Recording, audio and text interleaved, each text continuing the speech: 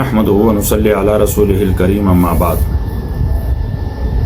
په حلال حیوان کې نبی علیہ الصلوۃ والسلام فرمایلی سی و اجزاء و شیان دا حرام دي، مکروه تحریمی دي.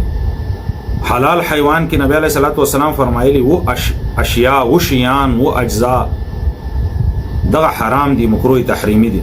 نبی علیہ الصلوۃ والسلام فرمایلی یکره من الشاة سبعا و شیان دغه د حیوان نه دی، حیوان نه هغه حلال ده، دغه نه مکروه دي. الدم اول سے ناروا ده، ناجایز ده. غوینه د دم مسفوح چې کوم حیوان حلال کړی سي دی، غو د رګونه چې کوم وینه به یې دا ناجایز او حرام ده. غوینه استعمال، غوینه خړل، غوینه چخل، غوینه په خول به خړل دا حرام دي. نبی علیہ الصلوۃ والسلام فرمایلی والحیا دوم شی چې شریعت ناجایز کړی ده په حیوان، حلال حیوان کې هغه حیا ده.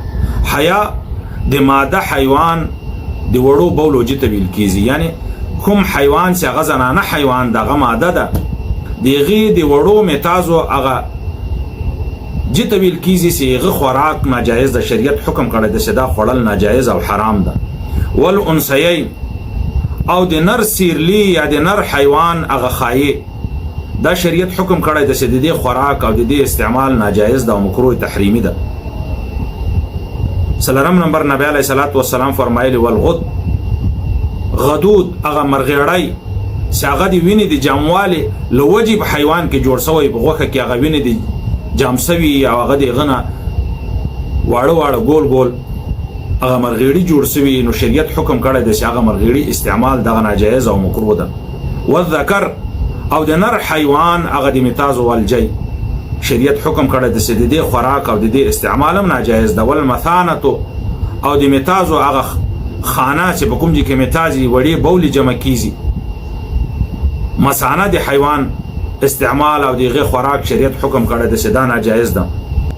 او نبی علیہ الصلوۃ والسلام فرمایلی وم نمبر ترخی چې بهغه کې هغه ترخی او بجمعي، نبی علیہ السلام فرمایلی چې دغه ترخی استعمال د دغه خوراک دغه ناجایز ده په شریعت کې.